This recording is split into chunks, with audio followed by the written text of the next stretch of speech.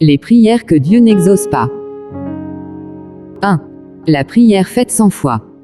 Or sans la foi il est impossible de lui être agréable, car il faut que celui qui s'approche de Dieu croie que Dieu existe, et qu'il est le rémunérateur de ceux qui le cherchent. Hébreux chapitre 11 verset 6. La foi, c'est la base de la vie chrétienne. La Bible dit que Dieu est esprit. Nous croyons en Dieu par la foi, nous devenons enfants de Dieu par la foi, nous sommes sauvés et justifiés par la foi, nous vivons la vie chrétienne par la foi. Si la relation avec Dieu commence par la foi, la continuité de cette relation s'entretient aussi par la foi. Donc, sans la foi, la prière n'a aucun soubassement car la prière elle-même est un acte de foi. 2. La prière faite en désaccord avec la volonté de Dieu. Vous demandez, et vous ne recevez pas, parce que vous demandez mal, dans le but de satisfaire vos passions. Jacques chapitre 4 verset 3. L'une des choses importantes auxquelles Dieu s'attend de nos requêtes de prière, c'est de tirer gloire de nos situations. Prier en désaccord avec sa volonté, c'est comme si nous ignorons sa seigneurie et sa souveraineté alors que sa volonté est et reste toujours souveraine malgré nos différentes situations. La volonté de Dieu est toujours meilleure parce qu'il nous connaît plus que nous-mêmes et il maîtrise parfaitement notre avenir. Jérémie chapitre 22 versets 11 à 14. 3. La prière faite en désaccord avec la parole de Dieu. Dieu ne fera jamais ce qu'il n'a pas dit et ce qu'il n'a pas promis de faire. Sa parole est semblable à une constitution établie et révélée que nous devons méditer et connaître afin de nous en servir lorsque nous prions. Dieu se sent défié lorsque nous lui rappelons ses propres paroles et ses promesses, car, lorsqu'il sort une parole, il veille à ce qu'elle s'accomplisse pour prouver qu'il est différent des hommes qui promettent, mais ne réalisent pas. En priant, rappelons toujours au Seigneur ce qu'il a fait et ce qu'il a promis de faire parce qu'il est celui qui dit la chose et la chose s'accomplit. Ésée chapitre 55 verset 11. 4. La prière des orgueilleux.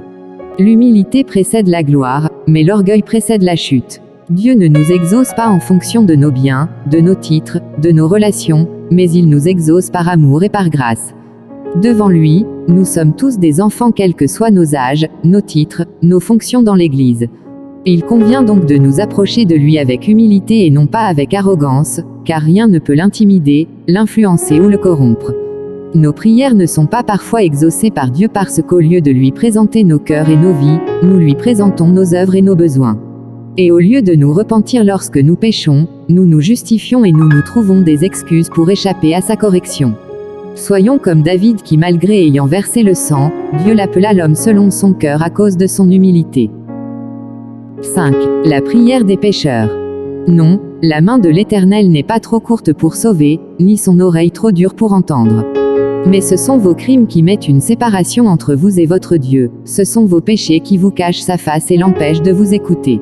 Ésaïe 59 versets 1 à 2. Le péché bannit la communion avec Dieu et nous rend impurs à ses yeux. Priez tout en étant dans la désobéissance, dans le vol, dans la masturbation, dans l'impudicité, dans les moqueries, dans la haine fait de notre prière un dérangement devant le Seigneur parce qu'il est un Dieu juste et saint. Il dit, « Vous serez saints, car je suis saint ». 1 Pierre 1 verset 16. Le péché étouffe la manifestation de Dieu, attriste le Saint-Esprit, rend nos prières inefficaces et nous rend impuissants devant le diable. Nous savons que Dieu n'exauce point les pécheurs, mais, si quelqu'un l'honore et fait sa volonté, c'est celui-là qui l'exauce. Jean chapitre 9 verset 31. 6. La prière adressée aux morts et aux saints de la Bible ou d'une quelconque divinité. Prier les morts ou les saints de la Bible, c'est de l'abomination et de l'idolâtrie aux yeux de l'Éternel. Dieu s'est révélé à l'homme en revêtant un corps humain, et cet homme était Jésus-Christ de Nazareth. La Bible dit, « Il n'y a de salut en aucun autre, car il n'y a sous le ciel aucun autre nom qui ait été donné parmi les hommes, par lequel nous devions être sauvés. » Actes chapitre 4 verset 2. Et Jésus a également approuvé cette vérité en disant, « Et tout ce que vous demanderez en mon nom, je le ferai, afin que le Père soit glorifié dans le Fils. » Jean 14 verset 13. Nous prions le Père au nom de son Fils Jésus-Christ, et non la mère de Jésus, ses frères ou ses disciples. Tous les saints de la Bible sont morts, seul Jésus est mort et est ressuscité le 3e jour pour notre salut.